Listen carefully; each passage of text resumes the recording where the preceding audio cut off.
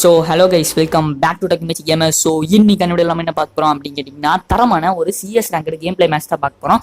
ரொம்ப நாள் ஆச்சு சிஎஸ் ரேங்கடு பிஆர் ரேங்கட்லாம் விளையாண்டு. ஸோ இன்னைக்கு ஒரு தரமான ரேங்க் மேட்ச் தான் பார்க்க போகிறோம். அதுக்கு முன்னாடி நம்ம சேனலுக்கு புதுசாக வந்திருந்தீங்கன்னா மறக்காம லைக் பண்ணி ஷேர் பண்ணி சப்ஸ்கிரைப் பண்ணிக்கோங்க.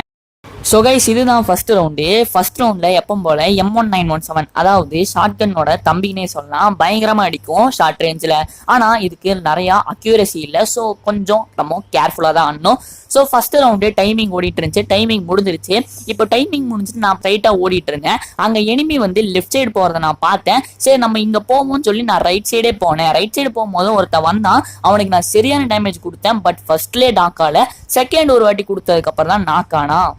இவனை அடிச்சு முடிச்சுட்டு நான் பாட்டுக்கு ஓடிட்டேன். ஏன்னா நம்ம டீம்மேட் பார்த்துப்பான், கில் எடுத்து கொடுப்பான்னு சொல்லி நான் பாட்டுக்கு ஓடிட்டு இருந்தேன். இப்போ இங்க 2-3 பேரு ரைட் சைட்ல இருக்கிறத நான் பார்த்தேன். பார்த்துட்டு நம்ம ரைட் சைடே போவோம்னு சொல்லி நானும் ஒரு ஆர்வத்துல போனேன். பார்த்தா அதே மாதிரி இங்க இருந்தவங்க எல்லாருமே வெளியே நின்று இருந்தாங்க.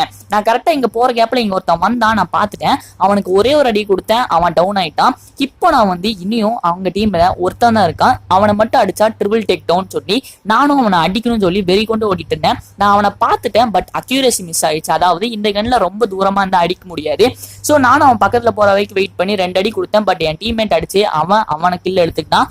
சோ நம்மளுக்கு ஃபர்ஸ்ட் ரவுண்ட்ல வெறும் 2 கில் தான் கிடைச்சிருக்கு. சரி இப்போ வாங்க நம்ம செகண்ட் ரவுண்ட்ல எத்தனை கில் கிடைக்குதுன்னு பார்ப்போம். எப்படிலாம் நான் ஆடுறேன்னு பார்ப்போம். இப்போ செகண்ட் ரவுண்ட் வந்தாச்சு.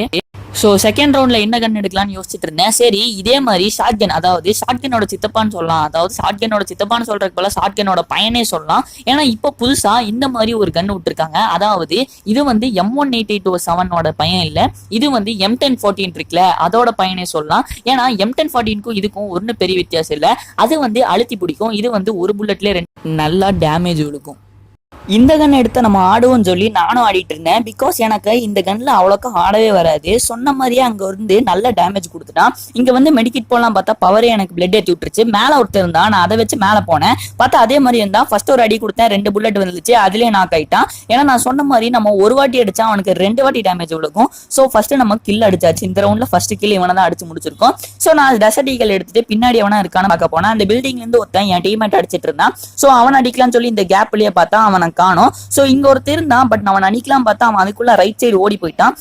அதுக்கப்புறம் எப்படியாவது வெளியே குதிச்சு போகணும்னு சொல்லி கடைசியில வெளியே குதிச்சிட்டேன். வெளியே குதிச்சுட்டு எனிமி இங்கன்னு தேடிட்டு இருந்தேன். பார்த்தா எனிமி ரைட் சைட்ல தான் இருக்கானே எனக்கு ஒரு சென்ஸ் சொல்லிச்சு. அதே மாதிரி நான் போனேன். அதே மாதிரி அவன் அங்கதான் இருந்தான். கரெக்டா என் டீம்மேட் நல்லாவே டேமேஜ் வாங்கிட்டான். நான் ஒரே ஒரு அடி கொடுத்தேன். அது 2 அடியா போய் எப்படியா அவன் அடிச்சு நான் முடிச்சிட்டேன். இந்த ரவுண்ட்லயும் நம்ம கிட்டத்தட்ட 2 கில் அடிச்சிருக்கோம். ஃபர்ஸ்ட் ரவுண்ட்லயும் 2 கில், செகண்ட் ரவுண்ட்லயும் 2 கில் அடிச்சிருக்கோம். மொத்தம் நம்ம டோட்டலா 4 கில் அடிச்சிருக்கோம். இதுக்கப்புறம் நான் எவ்வளவு கில் அடிக்கிறேன், கடைசியில எவ்வளவு கில்லோட முடிச்சிருக்கேன்னு மறக்காம கீழே கமெண்ட் பண்ணுங்க. சோ கைஸ், செகண்ட் ரவுண்ட்ல எனிமி கிட்ட இருந்து எனக்கு கிங் ஃபிஷர் கிடைச்சு. ஸோ நம்ம புதுசா ஒரு கன் எடுக்க வேண்டாம், நம்ம ஹெல்மெட் இந்த மஷ்ரூம் இதெல்லாம் கொஞ்சம் அப்கிரேட் பண்ணணும்னு சொல்லி அதெல்லாம் அப்கிரேட் பண்ணிட்டேன். அப்கிரேட் பண்ணதுக்கு அப்புறமா டைம் ஓடிட்டே இருந்துச்சு. ஸோ 3, 2, 1. ஸோ ரவுண்டு செகண்ட்ஸ் முடிய போது இனி கொஞ்சம் தான் இருக்கு. அவ்வளோதான் முடிஞ்சிருச்சு. முடிஞ்ச உடனே நான் எங்கே போகலான்னு யோசிச்சுட்டே இருந்தேன். நம்ம எப்போ போல மேலே ஏறலாம் பார்த்தோன்னே எனக்கு ரெக்கார்ட் பண்ணுறனாடி அப்பப்போ ஃபோன் லேக் ஆகுது. ஸோ நான் கரெக்டாக இங்கே வந்து நின்னேன். இனிமே அங்கே யாரோ வராங்களா பார்த்தா எவனே வரல. ஸோ நம்ம ட்ராப்புக்கு போய் ட்ராப் எடுப்போம். ஏன்னா கிங் ஃபிஷர் வச்சுட்டு வேற ஏதாவது ஒரு கன் எடுப்போம்னு சொல்லி நானும் போனேன். அதே மாதிரி நான் எதிர்பார்த்த மாதிரி எனக்கு AWM கிடச்சிச்சு. ஸோ ரொம்ப சந்தோஷமா இருந்துச்சு. ஸோ ட்ராப் ஃபுல்லாக லோட் ஆனோடனே AWM எடுத்துட்டேன். AWM ஒய் தான் கிடச்சிருக்கு. எடுத்துட்டு நான் ரைட் சைடு ஓட ஆரம்பிச்சேன். ஏன்னா எனிமி எல்லாம் லெஃப்ட் சைடு மேலதான் இருந்து என் டீம்மேட் அட்டாக் பண்ணிட்டு இருந்தாங்க. எனக்கு ரெக்கார்ட் பண்றனாட்டி அப்பப்போ லாக் ஆகும். அது கொஞ்சம் மிஸ் பண்ணிருக்கேன். சோ இப்போ நான் கரெக்டா ஃப்ரீசர் பம்ப் தூக்கி போட்டேன். பட் எனிமி இருக்கிற இடத்துக்கு போல. பட் அதுக்கு முன்னாடியே கீழே விழுந்துருச்சு. அங்க ஒருத்தன் இருந்தா கரெக்டா அவனுக்கு ஜூம் பண்ணி 150 கொடுத்துட்டேன்.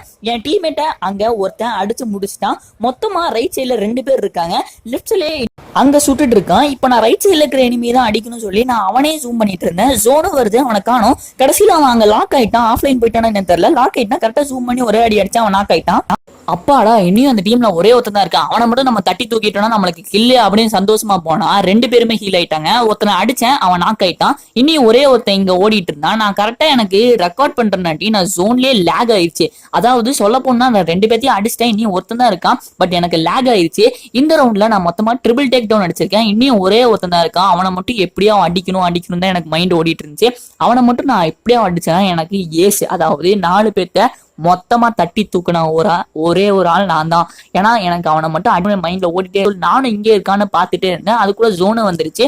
மெடிக்கிட்டும் ஃபுல்லா போட்டேன். நானும் சுத்தி முத்தி தேடிட்டே இருந்தேன். பட் அவன் கண்ணுக்கே சிக்கல. நான் கீழே மறுபடியும் டச் ஒர்க் ஆகாம கீழே போய் கரெக்டா நல்லா ஒர்க் ஆகிற மாதிரி வச்சுட்டு மறுபடியும் இங்க வந்து சேஃப் ஆயிட்டேன். பார்த்தா மேலதான் இருந்தான், மேல அடிக்கலாம் பார்த்தா அதுக்குள்ள கீழே குதிச்சிட்டான். கீழே குதிச்சோன்னு நான் என்ன பண்ணேன், இங்க வந்து நின்னுட்டேன். இங்க வந்து நின்று அவன் நல்ல டேமேஜ் கொடுத்துட்டான். பட் நானும் அவனுக்கு ஒரு அடி கொடுத்தேன். இங்க வந்து கரெக்டா இன்னொரு அடி கொடுத்தேன். அவன் டோட்டலா காலி ஆயிட்டான். அதாவது நான் ஃபர்ஸ்டே கீழே இறங்கும் போதே அவனுக்கு ஒரு அடி கொடுத்தேன். அப்போ அவனுக்கு 2 புல்லட் வாங்கியிருப்பான். ஸோ மெடிக்கிட் போற கேப்ல நான் இன்னொரு அடி போய் நான் சட்டுன்னு அடிச்சிட்டேன். ஸோ அதனாட்டி அவன் நாக் ஆயிட்டான். ஸோ இந்த ரவுண்ட்ல மொத்தமா 4 கில் அடிச்சிருக்கோம். மொத்தமா 3 ரவுண்ட் சேர்த்து நான் எவ்வளவு கில் அடிச்சிருக்கேன்னு மறக்காம கீழே கமெண்ட் பண்ணுங்க. அதுக்கப்புறம் டோட்டலாவும் கடைசியில, அதாவது நான் இந்த மேட்ச்ல முடிஞ்சு போய் அடிச்சதுக்கு அப்புறமா எவ்வளவு கில் அடிச்சிருக்கேன்னு கீழே கமெண்ட் பண்ணுங்க. ஆடவே தெரியாதுன்னு நினைச்ச கன்ல நானா இப்படி ஆடுறதுன்னு ஒரு செகண்ட் எனக்கே பயங்கரமான ஷாக்கு. அதாவது அந்த ஷார்ட் கன் தான் சொல்றேன், ஏன்னா அதுல எனக்கு ஆடவே தெரியாது. பட் நானே அதுல அடிச்சு இவ்வளோ கில் அடிச்சிருக்கேன். எனக்கே பயங்கரமான ஷாக் தான்.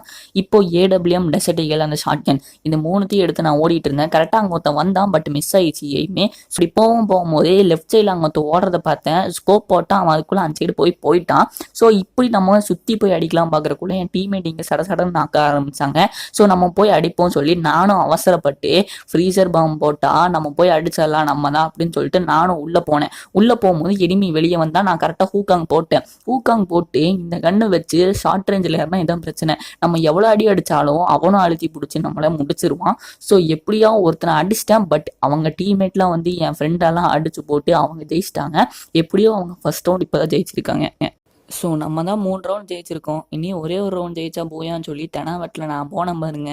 சத்தியமாக எனக்கே ஷாக் ஆகி அவங்க டீம்மேட் எல்லாமே வெறியில் வந்து கடைசியாக அடிச்சிட்டாங்க.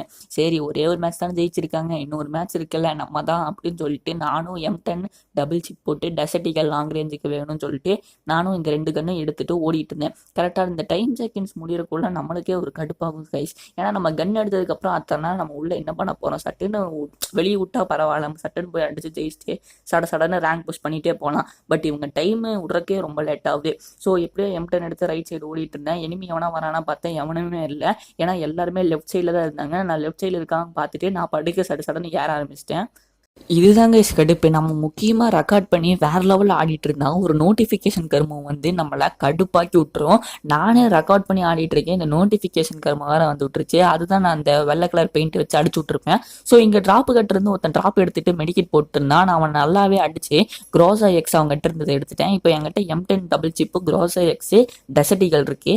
அங்கே தூரம் பார்த்தேன். ஸோ நானும் அவன் பின்னாடியே ஒன்னேன். கரெக்டாக நான் இப்படி திரும்பும் போது அவன் லெஃப்ட் சைடு பார்த்து ஓடிட்டு இருந்தான். மறுபடியும் ஒரு நோட்டிஃபிகேஷன் பார்த்தீங்களா, இப்போதான் அந்த நோட்டிஃபிகேஷன் நம்ம திட்டிட்டு இருந்தோம். பார்த்தா நோட்டிபிகேஷன் மேல நோட்டிபிகேஷனா இப்பதான் வரும். நம்மளுக்கே ஒரு செகண்ட் கடுப்பாகும். ஸோ நான் இவன் மேலதான் போனான்னு சொல்லி நானும் இங்க போயிட்டு இருந்தேன். பார்த்தா எனக்கு ரெக்கார்ட் பண்றேன்னாட்டி மறுபடியும் ஃபோன் லேக் ஆகி நான் ஜோனுக்குள்ள போயிட்டு வெளியே வந்து மெட்கிட் போட்டுருந்தேன்.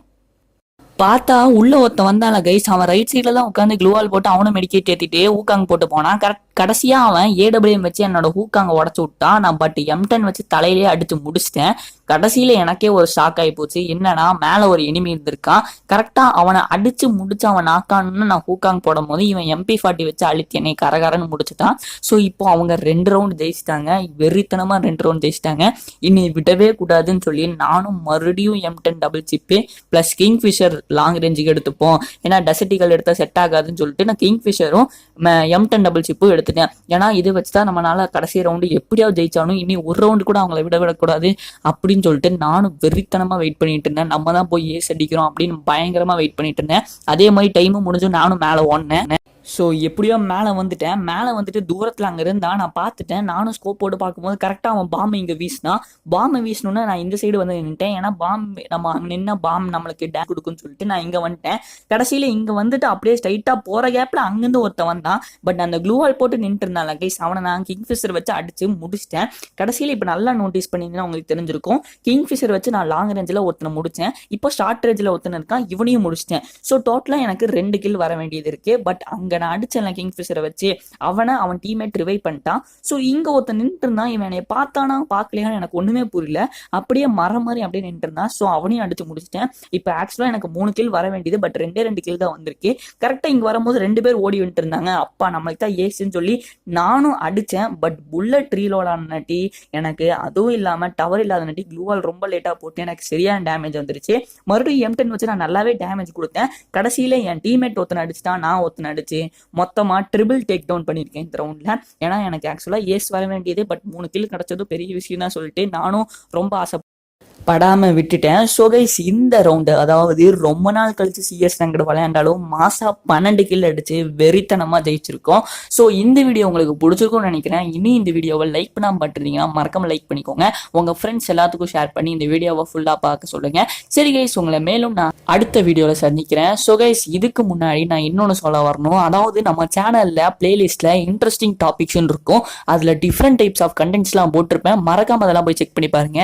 சரி கைஸ், பை.